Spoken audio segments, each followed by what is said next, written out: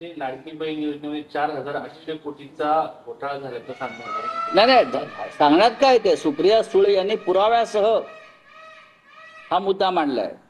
सन्माननीय खासदार सुप्रियाताई सुळे यांनी अत्यंत तळमळीनं पोटतिळकीनं हा 4,800 कोटीचा घोटाळा की लाडक्या बहिणींच्या नावावरती पुरुषांनी घेतले पैसे घेतले ना.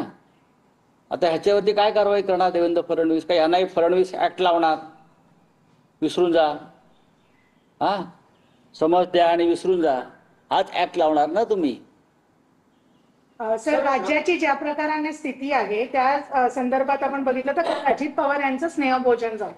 त्याच्यानंतर त्यात उपमुख्यमंत्री एकनाथ शिंदे वगळता सेनेचे एकही मंत्री उपस्थित नव्हते. तर तालमेल नाहीये, काही किती वेळा फायटिंग आहे. सांगायचं? बघा, मी वारंवार सांगतोय, एक दिवस देवेंद्र फडणवीस यांच्या समोर कॅबिनेट बैठकीमध्ये गँगवॉर होणार.